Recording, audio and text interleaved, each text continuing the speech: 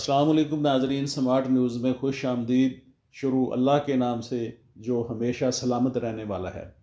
नाजरीन, इलेक्शन के उतार चढ़ाव से पब्लिक का ब्लड प्रेशर भी उतार चढ़ाव का शिकार रहा। ताहम ये इलेक्शन नताइज के मुताबिक कौन जीतता है अलग इशू है।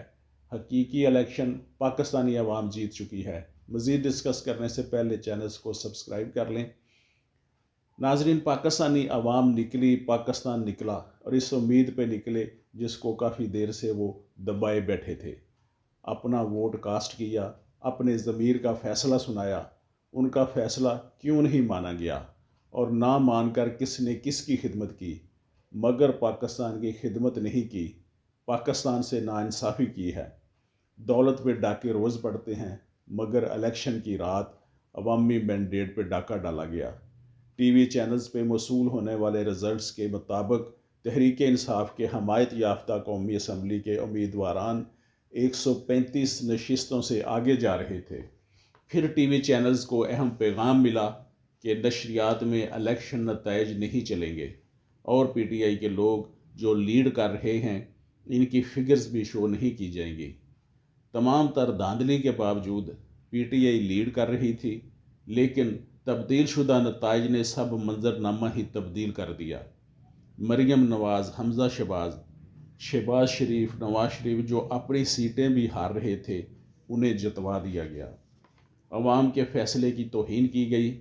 अवाम ने अपने वोट का इस्तेमाल किया, लोगों ने वोट कास्ट किए, नताइज अवामी मैंडेट शो कर रहे थे।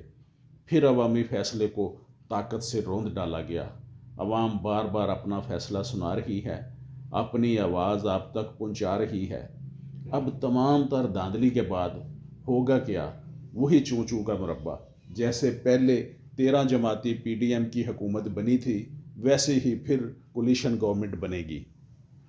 इस हुकूमत का इक़्तिदार समेटने से नवाज शरीफ, मरियम नवाज़, शहबाज शरीफ की पॉपुलैरिटी बढ़ेगी नहीं, मज़ीद अवामी गैज़ो गज़ब का निशाना बनेंगे। इससे बेहतर था नवाज शरीफ खुले दिल से शिकस्त को तस्लीम करते और अपोजिशन में रहते, तो शायद आइंदा इलेक्शन तक कफ़ारा अदा हो चुका होता और शायद मकबूलियत में कोई इजाफा भी होता। दुनिया भी आपके ज़रफ़ की तारीफ़ करती और शिकस्त तस्लीम करने से आपका सियासी कद बढ़ता और जमहूरियत पनपती। दावे जमहूरियत के करते हैं और अवामी मैंडेट की तौहीन करके जमहूरियत का पौधा जड़ से उखाड़ते हैं। आप तो दावे करते रहे हैं, हमें सबक पढ़ाते रहे हैं कि वोट को इज़्ज़त दो।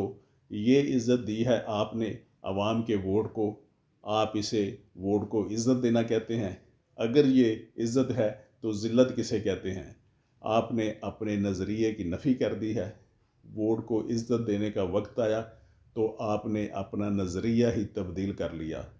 अपनी अवाम से लड़ने वालों से दरख्वास्त है, खुदारा बस कर दें।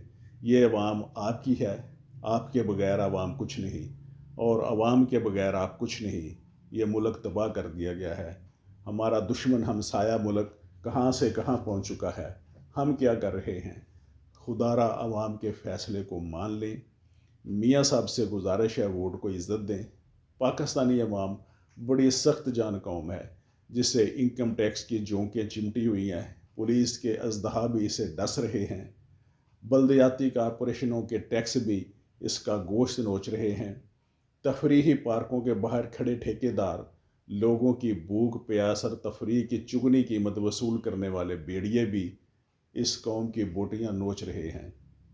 कानून के दलाल, कचहरियों के एजेंट, शनाख्ती कार्ड बनाने वाले महकमे के बाबू लोग, चौकों में खड़े ट्रैफिक पुलिस के खूनख्वार, पेट्रोल, गैस, बिजली के अजदहा, कौम का हर फर्द एक खौफ और जबर का बोझ उठाए ज़िंदगी गुजार रहा है। अब इलेक्शन कमीशन ने ऐसे माहौल में, घुटनज़ुदा माहौल में जीने वालों से उनकी आज़ाद मर्जी भी छीन ली है। आज के लिए इतना ही। मैं मोहम्मद अमीन, एडवोकेट, स्मार्ट न्यूज़।